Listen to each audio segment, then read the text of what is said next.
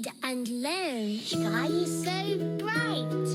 Smart kids grow with moonlight. Read and learn, shine so bright. Smart kids grow with moonlight.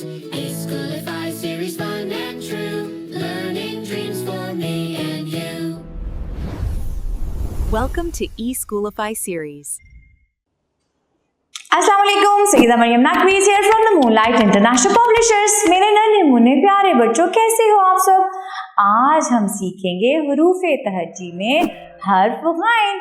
ये आइन का दोस्त है, जिस तरह सीन का दोस्त था शीन, स्वाद का दोस्त था स्वाद, तोए का दोस्त था ज़ोए, और आइन का दोस्त है ग़ैन। बिल्कुल देखने में आइन जैसा, फर्क है तो एक नुक्ते का।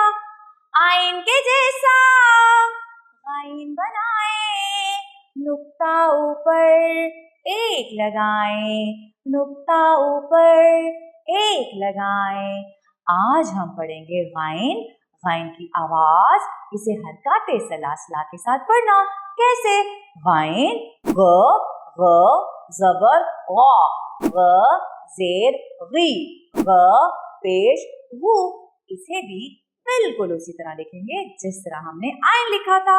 उल्टा दाल घुमा के चांद बनाए, आइन के जैसा ग़ैन बनाए, नुक्ता ऊपर एक लगाए।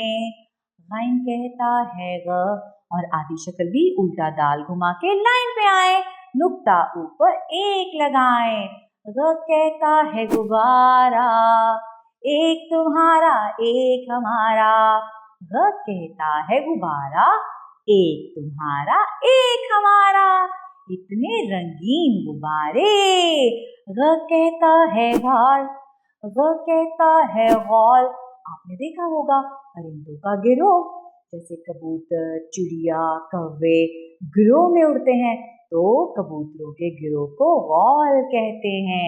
ग कहता है गल्ला, जो आपके घर में अनाज आता है जैसे गंदुम, तो उसे कहते हैं गल्ला। और आज की अच्छी बात है गलती।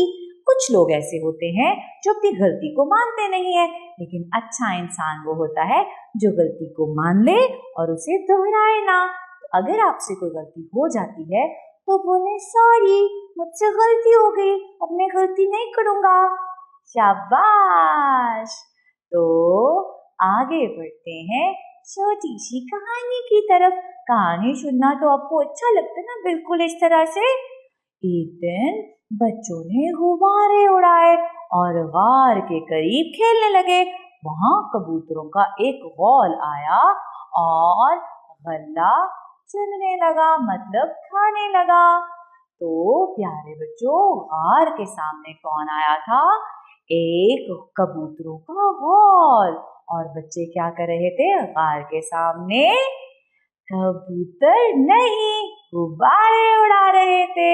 यस, शाबाश। आज हमने सीखा आइन का दोस्त ग़ैन।